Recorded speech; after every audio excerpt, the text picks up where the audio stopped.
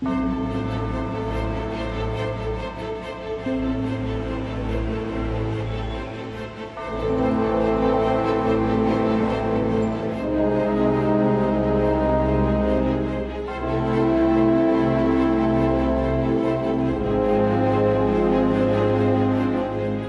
many people who've been impacted, millions, whose income has fallen, people who've lost their jobs.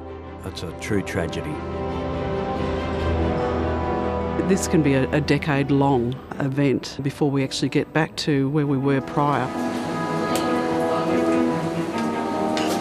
We're all extremely sort of worried, we're just sort of riding it to see what's going to happen.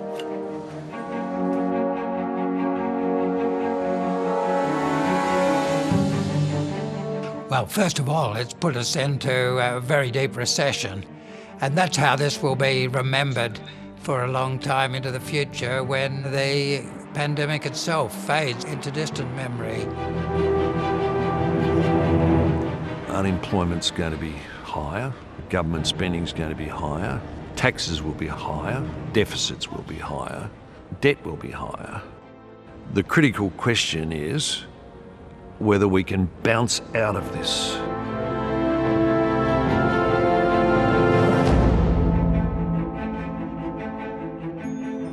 What is happening to our economy? And when will things get back to normal? That's something on everybody's mind. Now, most of us haven't seen or can't quite remember what a recession feels like. It's been almost 30 years. And this is no ordinary recession. It's the worst in 90 years. So as Australia tries to bounce back from the pandemic, how long will this severe economic downturn last? And what will life look like afterwards, both for the economy and for you?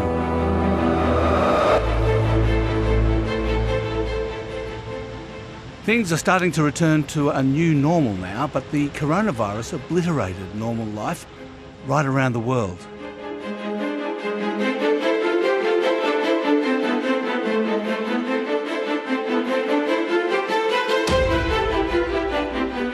It's also been a hit to the economy that's meant a financial hit to millions of Australians.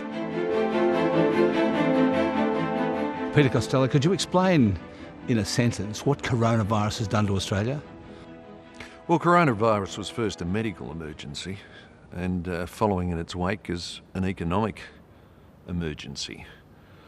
Just as we get the patients out of the ICU, we get the economy into the ICU, and that's where it is at the moment. Marnie Baker is the Managing Director of Bendigo and Adelaide Bank, Australia's fifth largest retail bank, and has seen firsthand the effect coronavirus has had on her 1.86 million customers. I suppose one measure of that you see is how many people have applied to have their mortgage repayments deferred. How many have in your bank? Yeah, so within our organisation, around about 20,000 of our customers, both mortgage customers and businesses, have requested assistance from our organisation in having their repayments deferred. And I think from an industry perspective, that's around $220 billion worth of loans are currently having their interest payments deferred and principal payments deferred. But the economy is far more than statistics. Ordinary Australians are feeling the pinch like never before. People like Wendy Man. My name's Wendy Man, and I'm the Chief Pilot of my business, Geraldton Air Charter. I'm actually 73 years of age. I have 6 grandchildren and actively involved in our business. It's going to be a real challenge to survive, I believe, over the next 18 months. Never, ever in my wildest dreams did I ever believe anything like this could happen. After leaving school, I went to a place called Mollawar, married a guy who had a business there, my husband Bob, and at the age of about 32 or 3, I decided to to learn to fly so that we could use an aeroplane which he'd traded in on 2 new tractors in our machinery dealership business. Our business is a family business. It means a great deal to us all. You know, we're running on the bare minimum of staff. We've cut down overheads as much as we can. My greatest fear for the company is that if the international borders don't open up for at least 12 months or maybe 18 months, as some people are predicting, that I just don't know whether we will survive or not. Our international visitors probably make up about 80% of our customer base, and so our business has just been decimated by the fact that the borders have been closed. It has been heartbreaking. I hope that most Australians will think about holidaying within Australia. Come to places where you haven't been before, like Geraldton. We've got so many nice things here that people can enjoy. Enjoy Australia before wanting to go overseas again.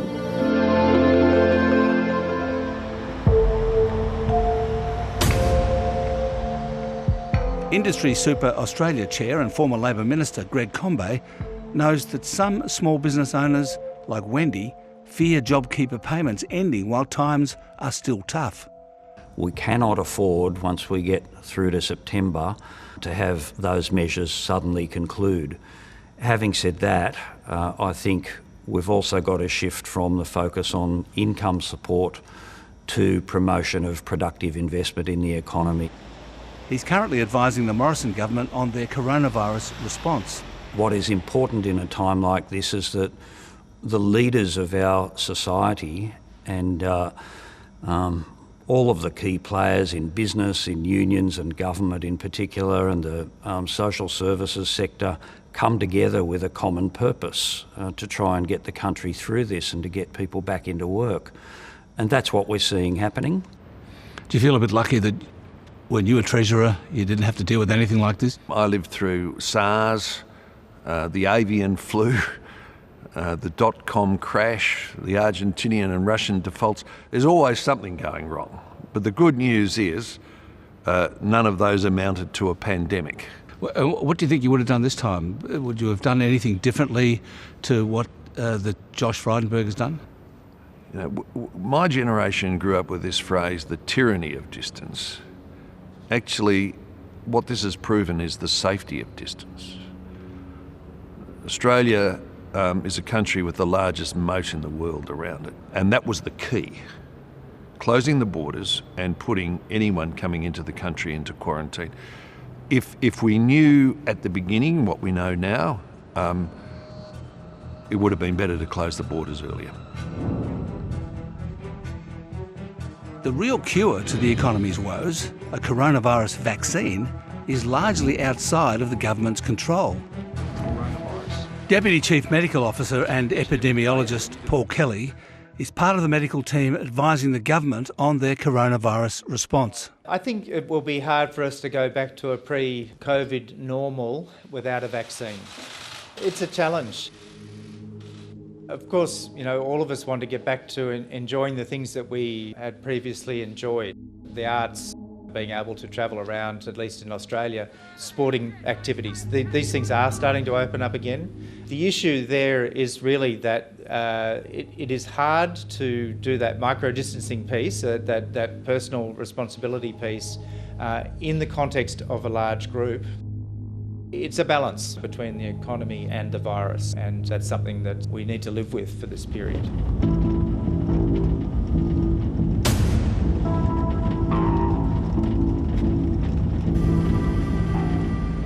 Ross Garno is currently a long way from his post as Professor of Economics at the University of Melbourne. I'm in Barcaldine, in the central west of Queensland, in warmth and isolation for the pandemic. He used to be Bob Hawke's principal economic advisor. Ross Garno has spent the last 5 months researching what the virus means to our local economy. He believes the current recession will be the deepest he'll see in his lifetime. I think that we'll be remembering the pandemic recession after we have stopped thinking a lot about the pandemic itself. It's triggered a deep recession. If we're lucky, it will simply be the deepest recession since the Great Depression. It's a recession that's going to be very difficult for Australia, no matter how well we continue to do with the virus, and we've done very well so far, because of the massive effect it's having on the global economy and on our major trading partners. There's growing tension now between medical experts warning that we have to stay apart until there's a vaccine, and the business community and investors wanting to get things moving.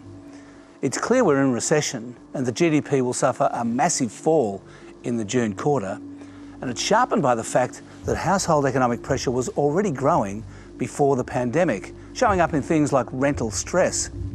This data, shared exclusively with 730, shows rental stress trends since the GFC and owner-occupier mortgage stress.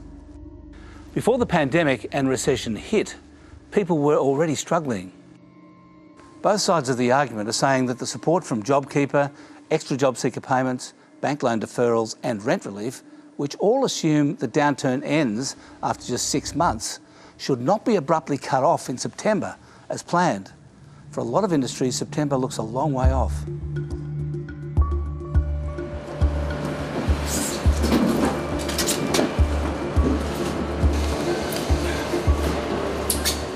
The collapse of tourism reaches far into the economy, including fishmongers like George Malonis. Overall, what sort of percentage decline have you seen in your revenue? Initially it was about 50%. It was an enormous drop, and it was panic stations. It really was. Are you a bit worried about what happens in September when all of these support measures go away? Yeah, I think we all are.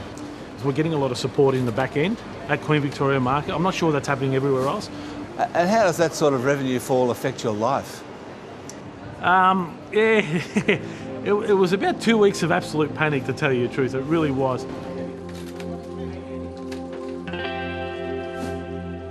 Over the last 140 years, Melbourne's iconic Queen Victoria Market has seen it all. It actually lived through Australia's first depression in 1891, as well as the second one in the 30s, and the Spanish flu, 2 wars and a GFC. But nothing like this.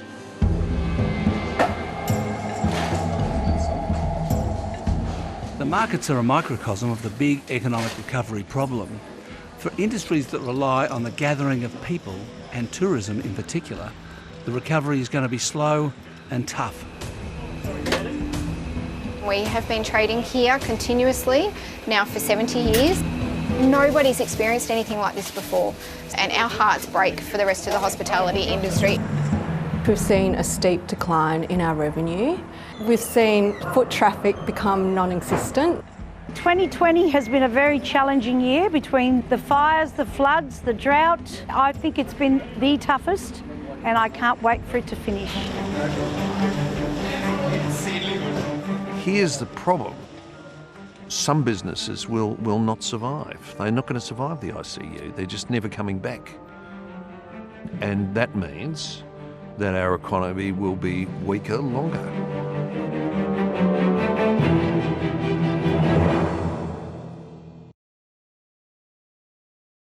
Hi, I'm Lee Sales. Thanks for watching this story. If you'd like to watch more of 730's stories, they are on the left of your screen. And tap on the button below to subscribe and get the latest from ABC News.